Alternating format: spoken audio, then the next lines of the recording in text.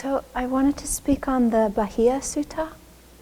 And the story of the Bāhiya, the context of it is Bāhiya was a bark cloth wearer, thinking he was an arahant, and he was in a place by the seaside thinking, I'm an arahant and I would like to speak with somebody else who's also an arahant. And one of the devatas came and heard him say that and said,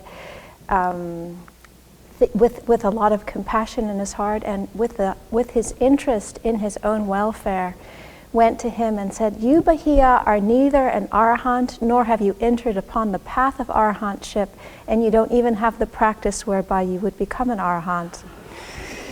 So he said, a little bit chastened, he said, well, okay, so who is an arahant? And so Bāhiya said, well, in the city of Sravasti, the Blessed One is an arahant. He's a fully enlightened, self-awakened, and he's there right now. So without hesitating, Bāhiya left, and he went to go see the Buddha.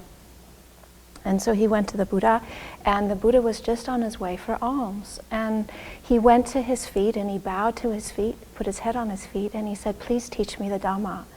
And the Buddha said, this is not the time, Bāhiya.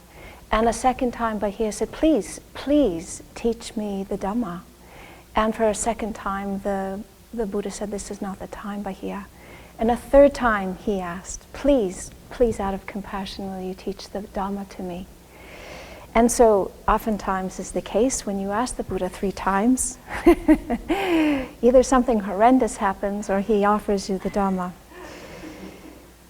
So he said, what he said on the 3rd time, it's hard to know for sure what dangers there may be for the Blessed One or what dangers there might be for me. So teach me the Dhamma, O Blessed One. Teach me the Dhamma that might be for my long-term welfare and happiness. So this is what he said. He said, then Bāhiya, you should train yourself thus. In the reference to the seen, there will only be the seen. In the reference to the heard, only the heard. In reference to the sensed, only the sensed. In reference to the cognized, only the cognized. That is how you should train yourself. For when there will be only the seen, only the heard, only the sensed, only the cognized, in reference to the cognized, then Bāhiya, there is no you in terms of that. When there is no you in terms of that, there is no you there. When there is no you there, you are neither here, nor yonder, nor between the two. Just this is the end of stress.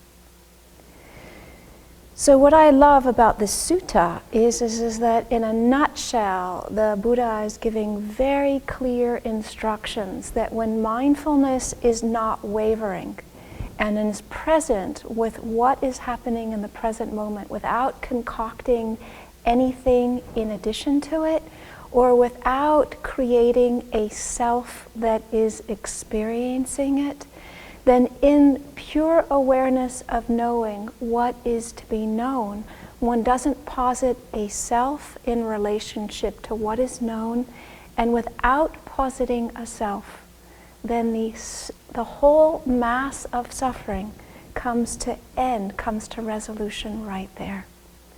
So these instructions, which are very short, are very pithy about how to practice in a way to relieve ourselves from stress and suffering. The rest of the story is quite remarkable. So after this exposition, the Bāhiya was attacked by a cow and he lost his life. And the Blessed One, having gone for alms in Sravasti after the meal, he was surrounded by a large number of monks, and he saw that the Bāhiya had died. And he said to the monks, take Bāhiya's body and place it on a litter, carrying it away and cremate it and build him a memorial. Your companion in the holy life has died. And so what he was saying, so they asked him, so where is he going to be reborn? What is his future state? And the Buddha said, monks, Bāhiya of the bark cloth was wise. He practiced the Dhamma in accordance with the Dhamma, and he did not pester me with issues related to the Dhamma. Bāhiya of the bark cloth monks is totally unbound.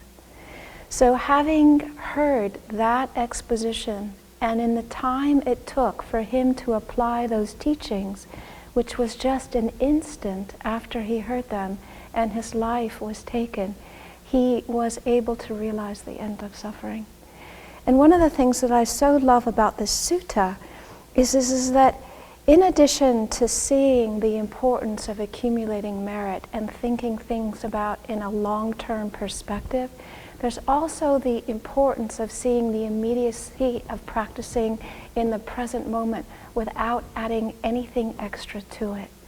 And in the complete capacity to do that, there can be a deep and profound realization, which in this situation was a completely unbinding from all forms of suffering. So I offer that for reflection, for your contemplation. Thank you.